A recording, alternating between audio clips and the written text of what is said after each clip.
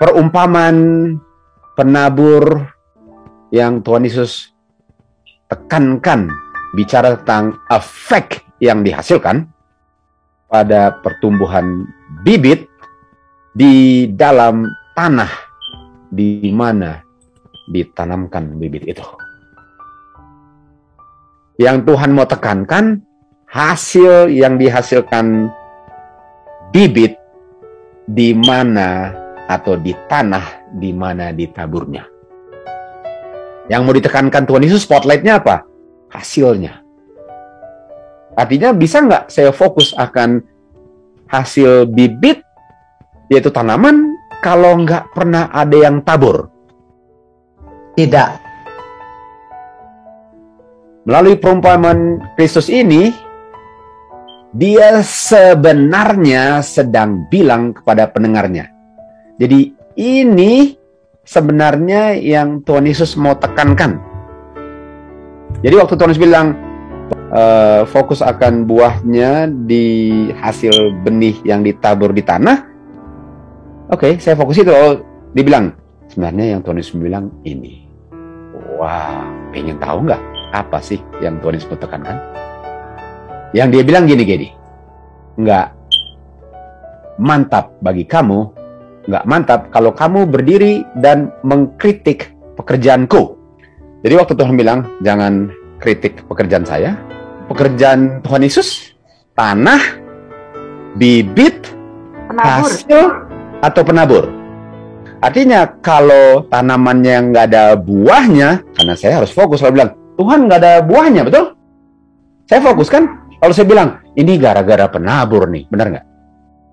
Jangan kritik penaburnya kalau kamu nggak lihat buahnya. Itu yang dibilang, bagaimana? Mari kita mundur lagi. Tuhan Yesus namanya apa di Yohanes 1 ayat 1 dan 14? Firman. Lukas 8:11 bilang, firman apa? Seed. Artinya siapa penaburnya, Alin? Bapa. Bapa penaburnya Tuhan Yesus, benihnya bumi kita, tanahnya. Artinya kalau saya lihat tanahnya cuma banyak daunnya, saya bilang, Bapak salah tabur kali, begitu kan? Oh, Tuhan bilang apa? Jangan kritik penaburnya. Boleh?